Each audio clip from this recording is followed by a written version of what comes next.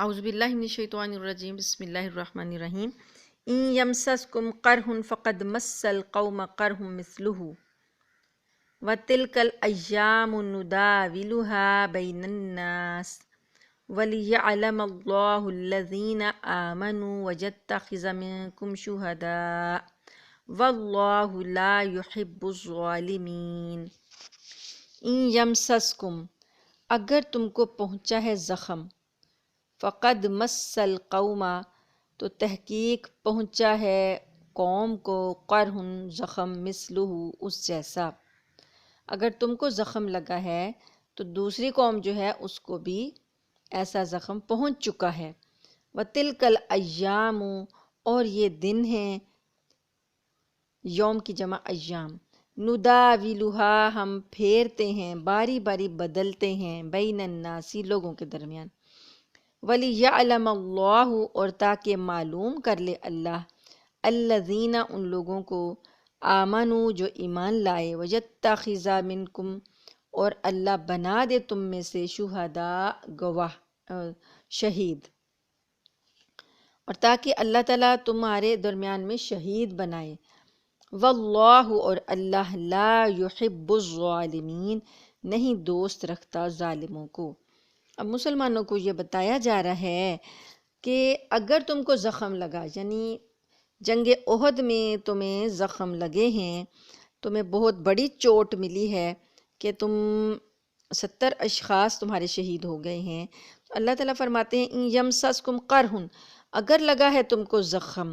فقد، پس تحقیق، مسا، لگ چکا، القوم قرح مثلہ، قوم، دوسری جو قوم تھی اس کو اسی جیسا زخم پہلے لگ چکا ہے، ماضی میں لگ چکا ہے۔ وَتِلْكَ الْأَيَّامُ، اور یہ ایام ہیں، یہ دن ہیں، نداولها، ہم پھیرتے ہیں ان کو باری باری، بین الناس، لوگوں کے درمیان۔ یعنی اتار چڑھاؤ کا جو ہے یہ سلسلہ اللہ تعالیٰ فرماتے ہیں کہ لوگوں میں چلتا رہتا ہے، یہ ایام ہیں، کبھی کسی کو فتح ہو جاتی ہے، کبھی کسی کو شکست ہو جاتی ہے، تو یہ دن جو ہیں، ایام جو کیا کہتے ہیں، گردش روزگار جو ہے یہ تو چلتا رہتا ہے۔ وَلِيَعْلَمَ اللَّهُ الَّذِينَ، اور اس کا مقصد بھی یہ تھا کہ اللہ تعالیٰ یہ جان لے کہ الذین آمنوا، ایمان والوں کو معلوم کر لے، یعنی ایمان والوں کے ایمان کی پختگی اللہ تعالیٰ دیکھنا چاہتے تھے، ایک یہ بات معلوم کر لے، وَيَتَّخِذَ مِنکم شُہَدَاءَ، اور تم میں سے شہداء بنا دے، تم میں سے شہید ہوں، جو لوگ شہادت کے درجے پر فائز ہوں تم میں سے، یہ بھی ایک مقصد تھا۔ واللہ، اور اللہ، لا یحب الظالمین، ظالموں کو دوست نہیں رکھتا۔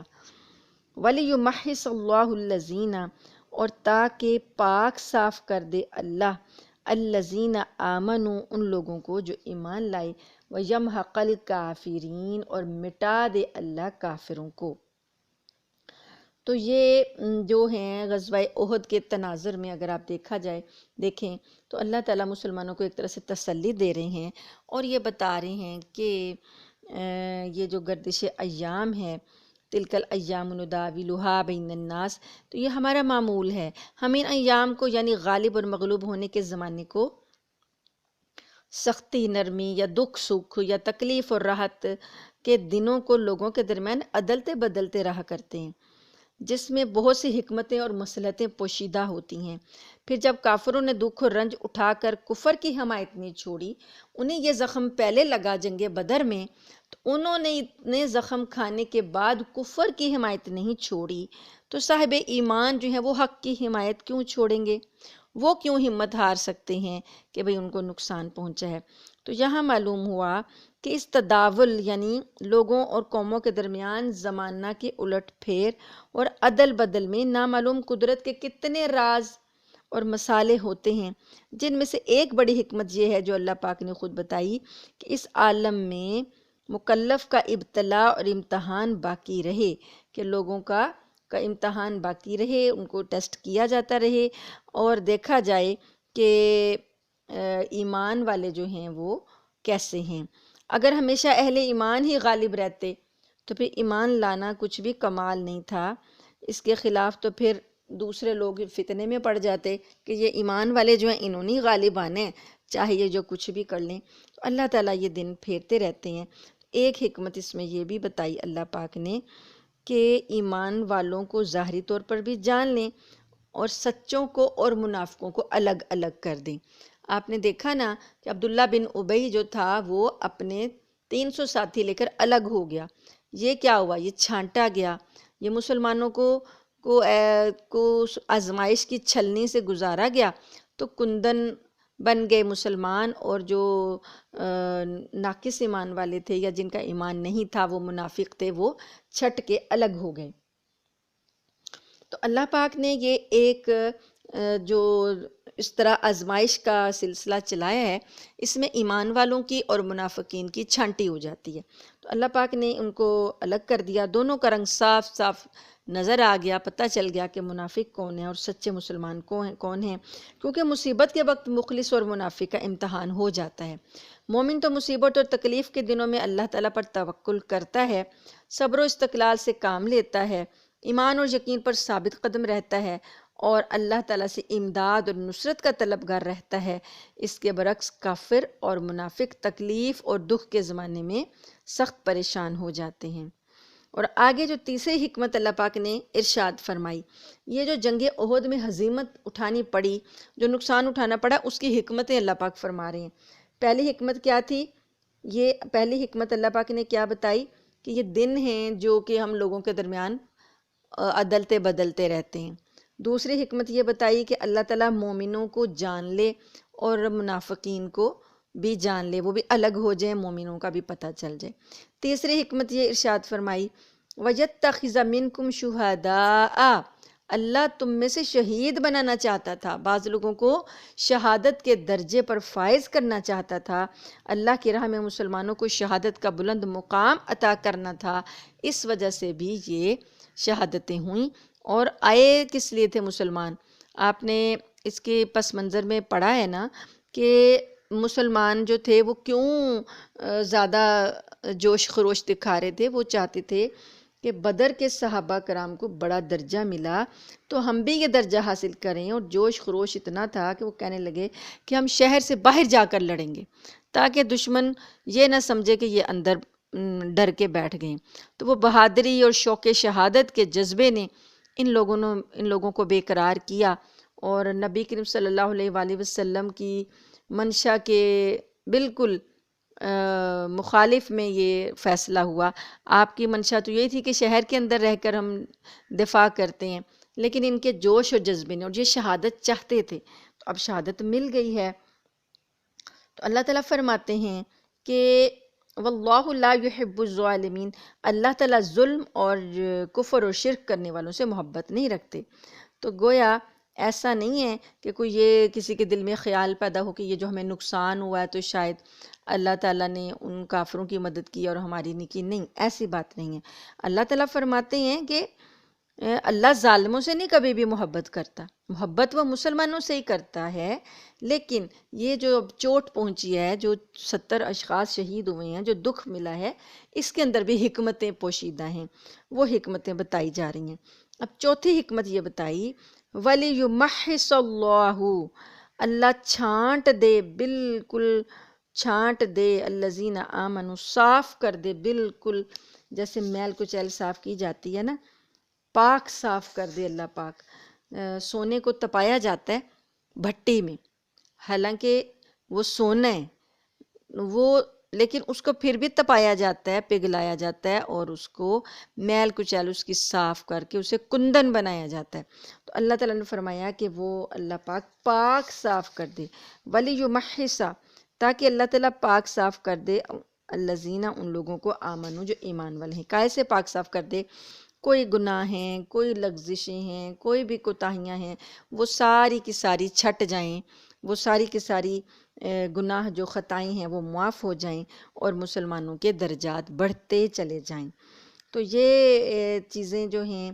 اللہ کی طرف سے جو آزمائشیں آتی ہیں ان سے گھبرانا نہیں چاہیے، وہ انسان کو پاک کرنے کے لیے آتی ہیں، اس کے گناہوں کو جھاڑتی رہتی ہیں، دھو دیتی ہیں۔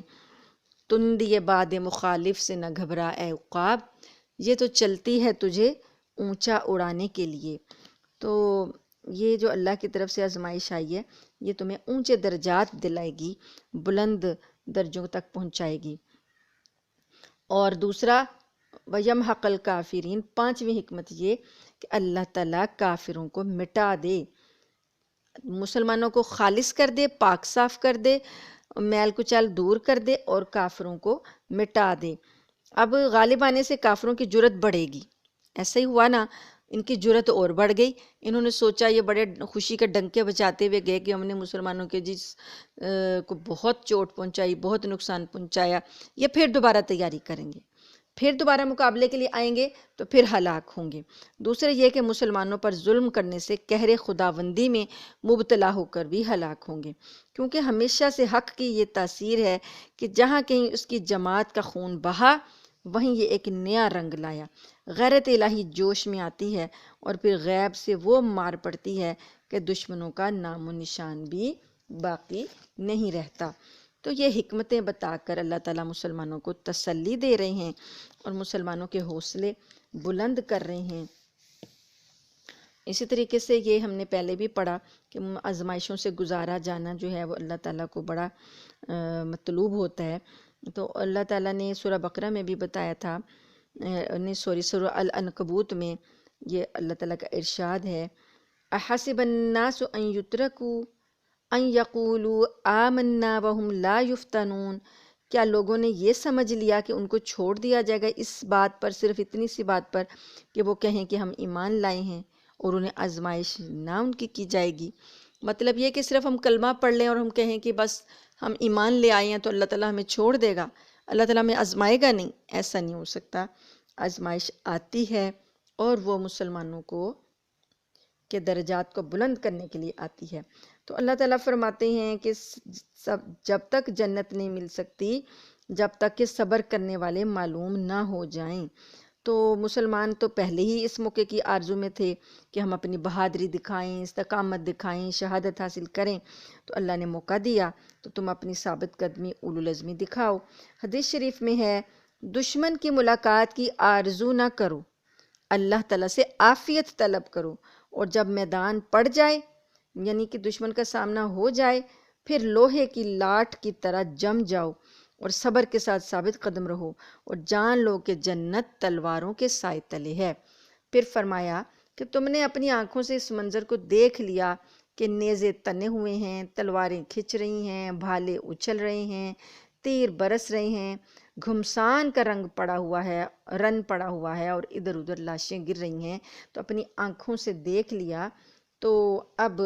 گھبرانے کی کیا بات ہے؟ اب اس مقابلے میں ثابت قدم رہو، تو کافروں کی جو ہے اللہ تعالیٰ جڑ کاٹ دے گا، اگر اب نہیں تو اگلی جنگ میں۔